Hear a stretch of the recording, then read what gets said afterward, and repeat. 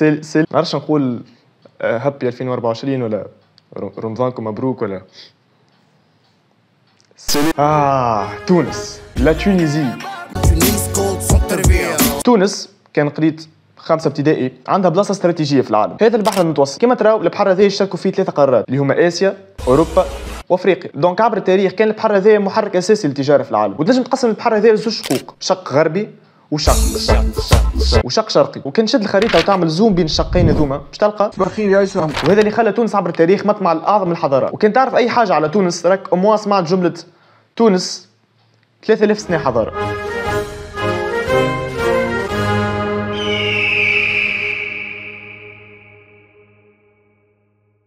قفصه سامحوني كان فجعتكم، نقصد قفصه. عام 1909 علماء الاثار لقاو شويه سكاكن واسلحه يرجع اصلهم من ما قبل التاريخ. هل الاسمر كان يدور بغازو وحديد والغادي بويسكو عنده حفله في الحومه؟ الله اعلم. وبعد شويه ابحاث اخرى اكتشفوا حضاره جديده خلاص اللي سمت بالحضاره القبسيه نسبه للقفصه اللي لقاو فيها اغلب الحاجات هذوما. الحضاره القبسيه بدات تقريبا في 7000 قبل الميلاد، ما كانتش موجوده في تونس وبرا، كانت موجوده زاده في الجزائر وحتى المغرب. ويتميزوا القبسيين انهم كانوا يرعاوا الغنم والدجاج والمعيز، وهما اول حضاره تقريبا تعمل الشيء هذا. وكانوا زاده يمارسوا طرق بدائيه من الفلاحه، وهذا يعني انهم مش رحاله ريكشين مستقرين في جيبس قفص. وكانوا يستعملوا الفخار في الاواني نتاعهم، وكانوا زاد يستعملوا العظمه نتاع النعامه كدبوزه ماء صب وشرب. وعظم النعام كبير راهو ممكن قد وجهك ولا اصغر شويه. والحضاره هذه ما نعرفوش عليها برشا حاجات خاطر وقتها من كان فما كتابه، دونك ما عندناش معلومات كافيه. اما اللي نعرفوه انه الحضاره هذه اندثرت مع 5000 قبل الميلاد كيك، يعني دائما تقريبا 2000 عام. لبنان توا فيديو على تونس دخل لنا لبنان فاش قام هذا ولا كصبر ولاك تقبرني 814 قبل الميلاد. لبنان ولا وقتها فينيقيا كانت مزدهره فشخ، برشا فلوس يا برشا فلوس. مزدهرين لدرجه انه كانوا عندهم مستعمرات صغار في برشا بلايص جوز باش يحطوا فيهم السلع نتاعهم ويرتحوا شويه وهما في البحر. وصلوا فوق 300 مستعمره بين تونس، الجزائر، المغرب، ليبيا وحتى شبه الجزيره الايبيريه اللي هي اسبانيا والبرتغال. وبعد رحله طويله خرجت من فينيقيا يحطوا التجار هذوما على السواحل التونسيه، وبورقيبه راح بهم الغادي بيسكو الساحل. وكما اي مستعمره اخرى كانوا التجار الغادي يرتحوا ويستوكيوا ويركحوا الجو. او المستعمره هذه بالذات كانت قاعده تزدهر وتكبر. عندي ربع ساعه نحب نقولها الجمله تزدهر وتكبر اللي نسميت بعدها بقرة حدشت اللي هي تعني المدينه الجديده باللغه الفينيقيه. وهذه كانت بدايه الحضاره اللي حكمت المتوسط بعدها اللي تسميت من بعد قرطاج. بون هذا تاريخيا والاهم واقعيا. باش نرجع بك لبنان مدينه صور، وين الملك نتاع المدينه هذه بيلوس الثاني مات وخلى الحكم لبنته ولده بيغماليون وبنته عليسا. قسمته خيان. والله تشد هي نهار الخميس، يشد هو نهار الجمعه، تشد هي نهار السبت بويسكو هو يمشي يسهر نهار السبت في حمامات، كانش فما حمامات، يمشي يسهر وبر. ما يخونا بيغماليون طمع في الحكم وبدا يهدد في اخته باش ياخذ هو الحكم الكل. وصلت بيه انه قتل الراجل عليسا اللي هو الذكر بعل. عاد عليسا ضاقت بها الدنيا وما لقات بها وين، وحلت كيد حطت منها ماشين وشدت الترينو لشمال افريقيا وين بيزارمون استقبلوها بحفاوه. وبعد محاولات عده من عليسا الملك البربر الغادي باش يعطيها قطعه ارض تحكمها، الملك قلق وطيش لها جلد ثور وقال لها شو احكم في هذه ركح بها جوك مريقل جوك دقل هاكا احكم في زوز نمالات 4 خنافس وعنكبوت جوك باهي. عليسا لعبت لها بالخبره، قالت له جوك باهي وكري انت جوك مريقل تفرج في العرض. خذت الجلد هذاك وقصته طروف وخذت به مساحه كبيره ياسر واسد الغادي مدينتها قرط حدشت قرطاج. والمدينه ذي ازدهرت وبلا بلا. والازدهار هذا عجب المدن المجاوره ومنهم اليابا وين الملك نتاعهم طلب يد عليسا على سنه الله والرسول، اما كان ما قدرتش يعلن الحرب على مدينتها. يا رومانسيه. عليسا ما عجبتهاش الاوفر وزيد راجلها مازال كي مات، عاد قررت انها تنهي حياتها وترمي روحها في النار. لا تهنيها ما قامتش ثوره بعد. ولهنا توفى قصه عليسا وتاسيس قرطاج اللي برسمي الحكايه دي مش مرتاحه لها جمله ما كانت حتى صدقها وكصدقها. وكملوا توسعوا جغرافيا حتى لين ضموا كامل شمال افريقيا ومعهم اسبانيا واغلب جزيره الصقليه. وعسكريا القرطاجيين كانوا يخوفوا خاصه في البحر خاطر الفينيقيين معلميه امور البحر. توفا بيانتو جاونا بها حتى لين تضرب امبراطوريه صغيره كي صغرونا مازال ما سمع بها حد اسمها الامبراطوريه الرومانيه.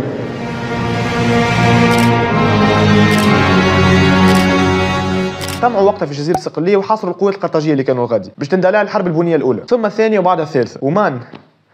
ما نجم نعمل سيري جوست نحكي على الحروب البنيه، اما باش الفيديو ما يطولش اكثر من اللازم مازالوا عندنا برشا حاجات نحكيو عليهم وزيد باش نلقى ما نهبط في المستقبل. المهم روما ربحتنا 3 بلاش ما يسالش ابري تو قرطاج الحومه في روما. بعد الحرب البنيه الثالثه اللي وفات في 146 قبل الميلاد الرومان ما وراو حتى موليكول من الرحمه، دمروا قرطاج وحرقوها بالكامل، قتلوا اغلب سكانها واللي منع ولا عبد في يد الرومان. وبعد 100 عام على انقاذ قرطاج اللي كما قلنا تساوت بالارض رجعت روما باش تعمرها وتضمها لاراضيها في افريقيا اللي من بعد سميت بمقاطعه افريكا. وازدهرت قرطاج الرومانيه ولا افريكا كما ازدهرت البنيه، ولات من اكبر المدن في الامبراطوريه الرومانيه ومن اكبر المساهمين في التجاره، ومن ولات ثاني اهم مقاطعه في روما اقتصاديا بعد مقاطعه ايطاليا، واكبر موفر للحبوب والقمح والامدادات الغذائيه باش بعد تتسمى بمطمور روما اللي هي معنى مخزن روما حاجه هيك. ولكن روما شهدت ضعف استغلته المملكه الوندانيه الونداليه، ثقافه عامه مع الزخامه. الفاندلز ولا الوندال قبائل جرمانيه في وسط اوروبا تقريبا بولندا كيك، كلاو ريحه من عند قبائل مجاوره. اضرب على وجهه، اضرب على وجهه، ولد محمد ما ياكلش الماكل وقت.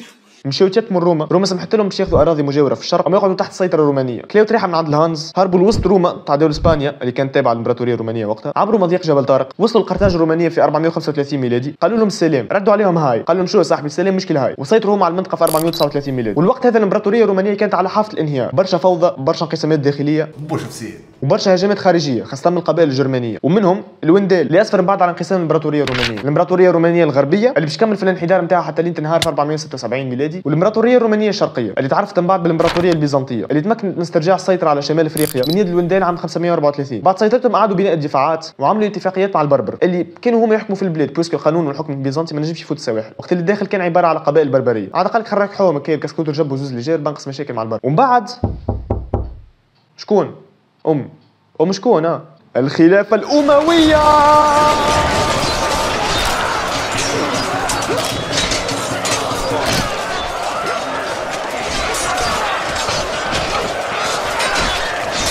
الخلافة الأموية قامت بعد الخلافة الرشيدية في 661 ميلادي، وفي نفس العام قامت حملة انتهت بالسيطرة على بنزر منزل بورقيبة المدينة ولد فيد العرب. ومن بعد بجيش تحت قيادة عقبة بن نافع تمكنوا عام 670 ميلادي انهم يسيطروا على المنطقة في شمال افريقيا اللي هي القروان تاعنا مقروض.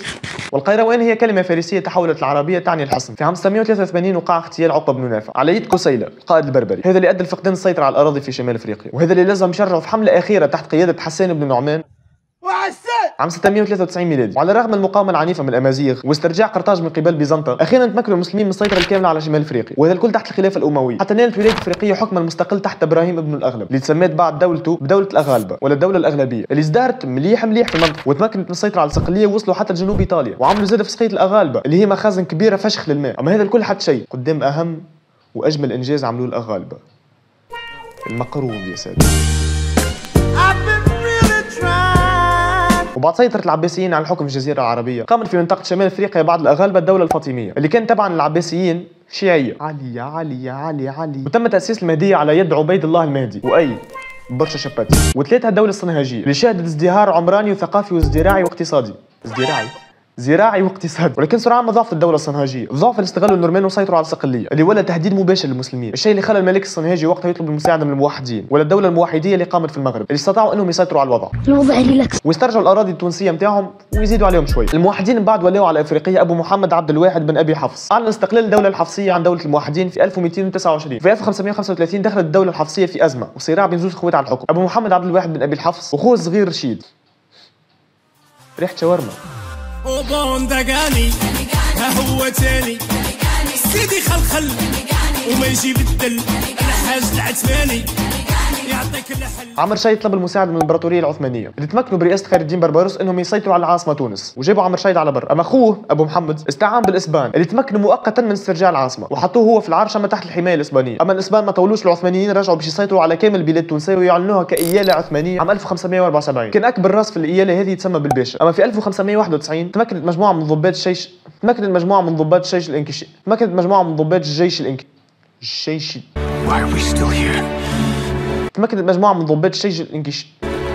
الجيش الانكشاري من الانقلاب على الحكم، ولات السلطه الفعليه في يد الدايات، والداي هو رئيس فرقه من فرق الجيش الانكشاري اللي كانوا 40 في تونس. شو الفازه هذه؟ تعملها انت هذه؟ ويختاروا واحد هو يكون الرئيس نتاعهم، اما بالطبيعه فما شكون بعد انفرد بالحكم، وقت اللي الباشا قعد كمنصب رمزي وبر. وفي اواخر القرن 16 وبدايه القرن 17 شهدت الايال ازدهار محترم برشا، فضل القراصنه في البحر، وزيد في الفتره هذيك سقطت الاندلس، والمسلمين اللي كانوا فيها اجبروا انهم يغادروا اسبانيا وجاوا رسكاو في شمال افريقيا وخاصه في تونس. لا حرفيا جاوا رسكاو، اسمهم الموريسكيون اللي هم الاندلسيين المسلمين اللي قعدوا في الاندلس بعد سقوطها، ومنها جات كلمه واحد مرسكي. المهم بعد تحولت السلطه من الداي اللي هو رئيس الجيش الانكشاري للباي اللي كان وقتها مسؤول على جمع الضرائب. وفاست فورورد الاحداث نلقاو في قلب ال 1800 تونس ولا الدوله الحسينيه وقتها ما نجمتش تخلص الديون الخارجيه اللي عليها اللي وصلت ل 125 مليون فرنك، اللي خلى انجلترا فرنسا وايطاليا اللي هما الدول اللي كانوا يسالوها فلوس يكونوا ما يسمى بالكوميسيون المالي في تونس عام 1865 اللي هي لجنه تراقب الفلوس التونسيه. يعني من الاخر فماش فرنك يدخل ولا يخرج من غير ما تعرف بيه الكوميسيون هذه، تعرف الخرجه والدخله داخله كوباني ونشعه كي تخلص. قسمت اللجنه هذه ميزانيه تونس لزوز، بارتي تمشي كالعاده نفقات الدوله والجزء الاخر تدفع به ديونها. والتدخل هذا سهل اللي باش يصير في 12 ماي 1881 مع الغزو البري الفرنسي من الجزائر اللي كانت تحت سيطرتهم وقتها لتونس. تم اجبار محمد الصادق بي على توقيع معاهده باردو اللي تم خلالها اخضاع تونس للحمايه الفرنسيه، اللي خلى تونس تكنيكمون يضمها في يد الفرنسيس. اما هكا خلاو البي في بلاصتو كم كويس تلفوا في الجر. بعدها زادوا عليها اتفاقيه المرسى في 1883 اللي زادت على الخراخره، والسلطه الفعليه ولات في يد المقيم العام الفرنساوي في تونس اللي تابعه فرنسا. وبالطبيعه ليزوروبيان كونهم العرق السامي احسن هبطت في التاريخ فخليهم عملوا في التوانسه. عام 1907 تم انشاء حركه الشباب التونسي على يد علي بشحام والبشير صفر اللي ما نملش لاغم، والهدف نتاعها انها تدافع على حقوق التونسيين في بلادهم. اما الحركه هذه ما طولتش قبل ما الفرنسيس يتصدوا لها. 7 نوفمبر 1911 بلديه تونس اللي كانت وقتها تحت تحكم الفرنسيس تعلن على مشروع تسجيل ارض مقبره الجلاس بسجل العقاري باش تكون ملكيه للفرنسيس اللي شعل توانسه وقامت احتجاجات والتحامات مباشره مع المستعمرين، وزادت صعدت الامور واستمرت الغدوه. وفات احداث الجلاس مقتل عشرات توانسه واصابه المئات، وماتوا 10 اوروبيين اغلبهم طليان، حتى الطليان ما قصروش في تونس. وجوست بعدها ب4 شهور تندلع مقاطعه الترامواي اللي كانت بسبب معاملات عنصريه تمارسهم شركه الترامواي في تونس ضد التوانسه. فيس عندك 5 باش تقول لي الشركه دي شكون كان مملوك؟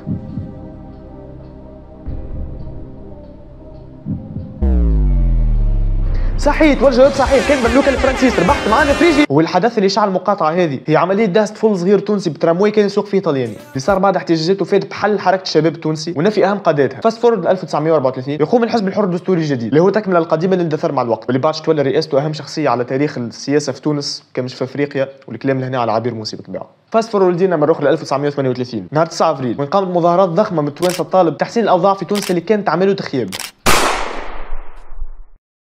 وفي نهار 9 افريل وانتحوا 22 قتيل و150 جريح بتوانسه، وتم اعتقال اهم المناضلين التوانسه بعد محاولات عديده من المناضلين وعمليات بطوليه من الفلاقه اللي كانوا كيشوكوا في جرجوبه كل اوروبي وقتها. عام 1954 تاخذ تونس استقلالها الداخلي، وبعدها بعامين في 20 مارس 1956 تاخذ تونس استقلالها التام وتخرج تونس من التحكم الفرنسي على الورق وتعلن استقلالها.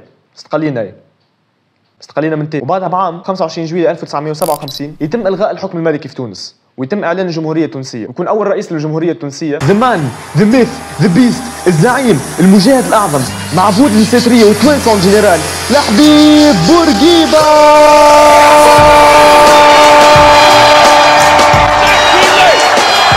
في 7 نوفمبر 1987 ينقلب بن علي على بورقيبه وينفرد هو بالحكم، وبالرسمي ما تعرفش شكون اكلب بورقيبه ولا بن علي. 17 ديسمبر 2010 سيدي بوزيد راجل يخدم على روحه بما يعرف بالبائع المتجول، تجي الحنشه تفك له النصمه نتاعو واللي ما كانتش حاجه غريبه جمله في وقت بن علي. اما التونسي هذا اللي كان اسمه محمد البوعزيزي كان انتقر خلقي من وضع البلاد من فقر وظلم.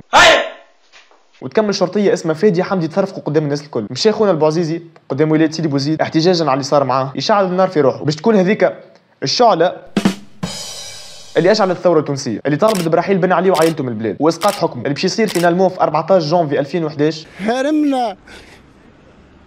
هرمنا من أجل هذه اللحظة التاريخية، ويهرب بن علي وعائلته من البلاد وتتحقق أهداف الثورة التونسية. وبعد هذا الكل وبعد 3000 سنة حضارة لخصتهم لك أنا في قدام دقيقة فيديو يوتيوب، تجي سيادتك طيش زبلة في الشارع